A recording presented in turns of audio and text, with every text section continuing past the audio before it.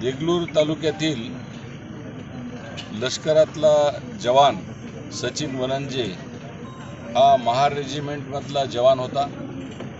युद्धजन्य परिस्थितीमध्ये दारू गोळा घेऊन जात असताना त्यांचा जो ट्रक आहे तो खोल दरीमध्ये कोसळून त्यांना वीरमरण प्राप्त झाले।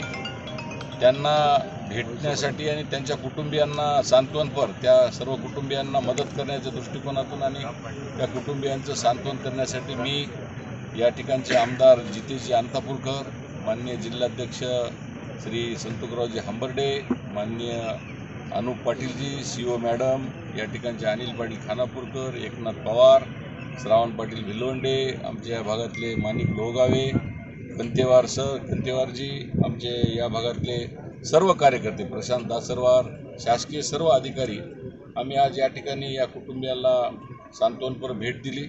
माननीय मुख्यमंत्री देवेंद्र फडणवीस साहेबांनी या कुटुंबियाला स्वतः दूरध्वनीवरून त्यांना सांत्वनपर सगळ्या दृष्टिकोनातून आधार देण्याचं भरपूर आणि ठोस अशा प्रकारचं आश्वासन दिलेलं आहे।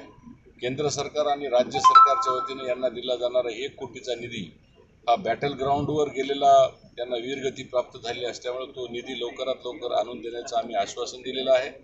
त्या कुटुंबियांना, त्या वीरगती प्राप्त झालेल्या जवानाच्या पत्नीला आपण नोकरी संदर्भात देखील आपण राज्य सरकार पुढाकार घेणार आहे आणि ती नोकरी मिळवून देणार आहोत।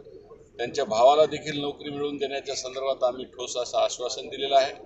3 भावंड असल्यामुळे तिन्ही भावंडांना रमाई आवास योजनेतून माननीय डेप्टी कलेक्टरांनी आणि सीओ मॅडमांनी त्यांना घरकुल देण्याचं देखील ठोस आश्वासन दिलेलं आहे आणि ते लवकरात लवकर त्यांना घरकुल देऊ।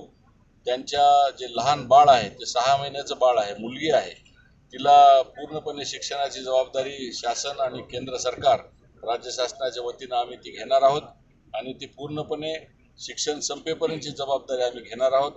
या कुटुंबियाला संपूर्णपणाने आर्थिकदृष्ट्या त्यांच्या उदरनिर्वाहासाठी नोकरी, राहण्यासाठी घरकुल आणि त्यांच्या घराला येण्यासाठी लागणारा रस्ता, अशा सर्व गोष्टींची पूर्णपणे सोय शासन म्हणून मी स्वतः राज्यसभा खासदार डॉक्टर अजित गोपछडे, या भागातले आमदार, आमचे सर्व प्रतिनिधी मिळून आम्ही ती अंगावर घेत आहोत।